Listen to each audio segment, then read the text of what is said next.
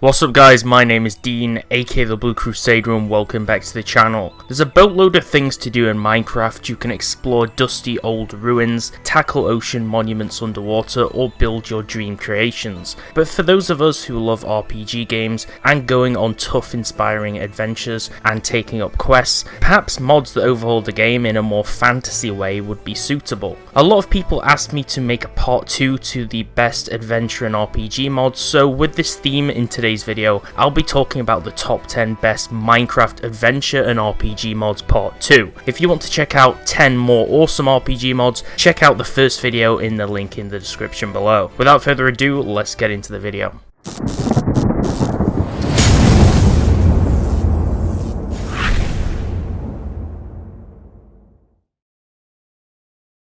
Number 10, the flying things. First up is the mod The Flying Things that adds some awesome new means of travelling in your world via enchanted brooms or magic carpets. You can control your flying piece by first crafting them. You will need to obtain a Heart of the Sea or a file of animation. You can also recolor the brooms by dyeing them, and you can remove the dye with a wet sponge. You can control these flying objects pretty simply by using the forward key in the correct direction that you aim with your mouse, and dismount them just like you would on a horse by using the sneak key.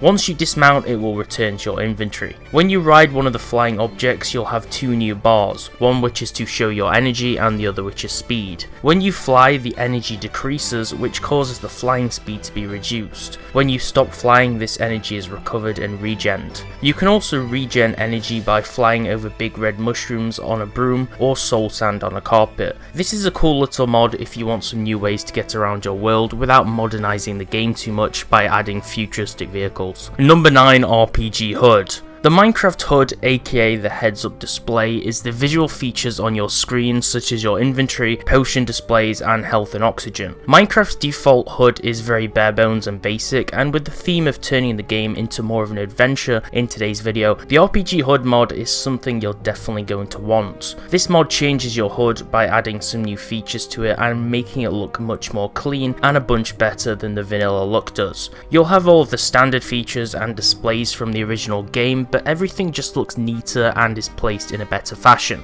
The XP bar is now a clean yellow bar at the bottom, and the tiled inventory display looks a lot better too. The health and the other stats are displayed in the top left with a picture of your character in an MMORPG game style look, which I really like as well. Then there's the armor alongside it with its durability for each piece being displayed on the left hand side too. If you look at a mob, it will also display the mob's health and an icon of it just like some other mods do, so it's more of like a 2-in-1 mod. I really like the look of this mod personally, and I think it's a real enhancement to how the game looks, and if you're trying to bring an RPG style, then it's a really good addition to your game. Number 8, Pandoras Creatures. How could I make an RPG and adventure style video without adding a mod that brings you tons of high quality mobs? Pandoras Creatures brings us a collection of brand new mobs to the game, although it adds a pretty small amount, but what it makes up for in lack of quantity is the quality. All of these mobs have custom models and some impressive looking animations along with them that make them really stand out. There is the Arachnon, which is a golem like spider that spawns at night in the plains and mountains, which also drops crystals that lets you craft a strong Arachnon hammer, which you can use to break 3x3 block areas. Then there's the crab, which spawns on beaches and in warm oceans, and you can obtain crab meat by killing them, and if you right click on them with a bucket of water, you can put them in a bucket just like you do with tropical fish. If you play music on a jukebox nearby, the crabs will dance to it just like parrots do, which is a nice little Easter egg. There's also seahorses that spawn in normal ocean and lukewarm ocean biomes. These have 10 different colour variants and 5 sizes, making 55 different looks for them. You can pick them up with a water bucket and they drop raw seahorse. The acidic archvine is a plant spawning in jungles in the nether, which grab players who walk close to them, then drags them towards it to digest it. The bufflon is a bull looking creature which spawns in cold and snowy biomes, which you can tame with a herb bundle which you have to craft, and then use it to carry players on its back or materials and items. You do this by using various different saddles. This is dependent on the attachment type you use, which are the different saddles to ride it with. Player seats to carry 2 more players, or a small storage which you can carry items and 1 player with. There's also a large saddle that lets you gain maximum item storage too. In the nether there's the hellhound, which is hostile and moves in packs, and they're completely fire immune, with some being bigger and stronger, which are the Wither Hellhound types. Then there's the End Troll, which is in the end, which is an imprisoned creature that drops pieces of its skin when you defeat it. You can then make these into End Troll boxes. The prison structure that these lurk inside are found randomly around the end, just like you would for the end city structures. Number 7, Goblin Traders. Another mod that adds a new mob to the game. This is a cute little mod that I'm sure a lot of you will like. This simple little mod adds brand new Goblin Traders to the world, which are found underground in the cave systems. These little guys can sell you rare or special items that you would usually find hard or impossible to obtain. When trading with a goblin, you can obtain a higher level enchanted book than the enchant that you usually would be allowed to use. They perform in a very similar way to how the wandering traders do in game, and they spawn near a player in the overworld. You can get items like an enchanted diamond pickaxe, zombie villager spawn eggs, XP bottles and more. This is a cool mod to check out if you want to have more interactive mobs in the game and unlock a few new trades. Number 6, Savage and Ravage. For those of us who loved the new content added in the Minecraft 1.14 Village and Pillage update, then this mod will be a good addition to the collection. This is a mod that tries to be vanilla friendly by improving and adding illager related content in the game by bringing some new mobs, structures and challenges with it. It improves upon the raid starting mechanic, changes the mobs to pillagers and adds some new creeper features. There's a new firework pillager, the ability to burn banners, a complete redesign of the pillager outpost tower structure, a new skeleton villager added, as well as new creeper spores and griefer armor, which is from the new griefer mob. And there's also a new block called gloomy tiles, which look nice to decorate with, along with some new illager textures to some of the mobs.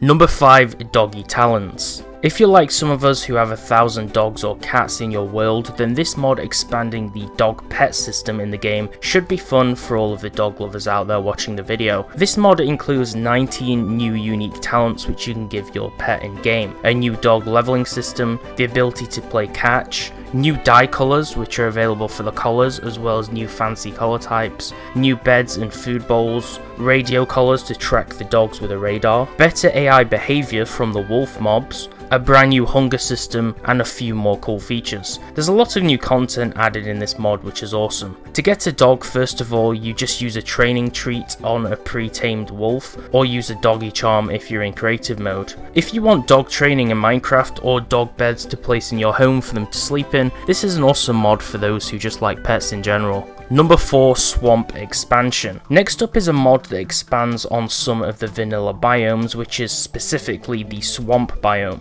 I've been working on some biome expansion mods personally recently, so this mod is one that I think is really cool. This mod aims to improve the boring swamp biomes in the game by adding new content to it. There's a new wood type which replaces the swamp oaks with a new willow wood. There's a new creature which is the slabfish that you can befriend and store items on it with a backpack. There's cattails and large mushrooms too, along with mud pools and new mud bricks, and many more swamp creatures which have been added to the biome. Number 3, Bountiful.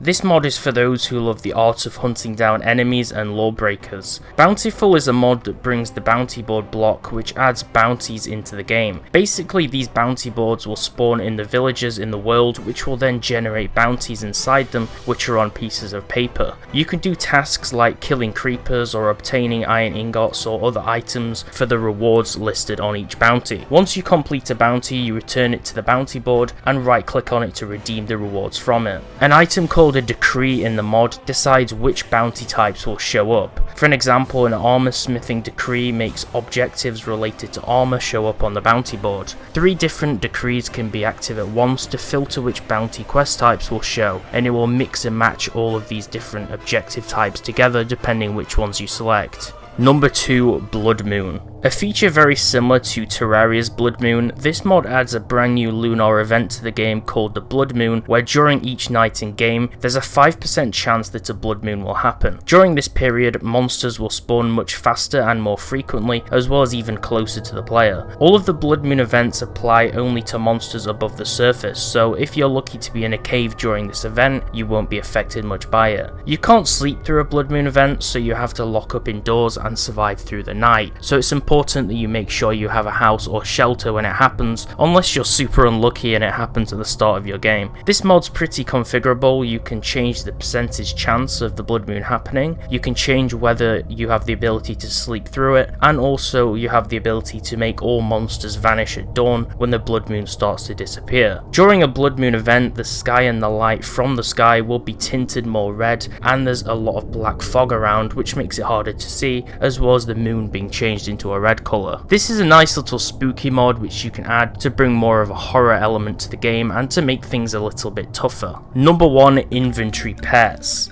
Another pet themed mod for those who want some form of a companion in their world. The Inventory Pets mod adds some animated living creatures in the game that exist within the player's inventory that grant special effects to them, like defenses, buffs, item drops, and more bonuses when you feed each pet. There's 52 total awesome and unique pets, all with different tricks, skills, or abilities in this mod that benefit the player and look really cool. A lot of these pets are based off a lot of the pre-existing mobs already in the game, and small cuter versions of them, but there's also a few fresh new ones added too. If you enjoyed the video, give it a like. If you disagree with the top adventure and RPG style mods in the video and you think I missed some awesome favourite mods of yours, then definitely let me know what they are in the comments so we can feature them next time. If you want to see more top 10 Minecraft videos like this one, make sure to subscribe with the notifications turned on by clicking the bell so you don't miss out on awesome Minecraft videos. Thanks for watching guys, and I'll see you next time.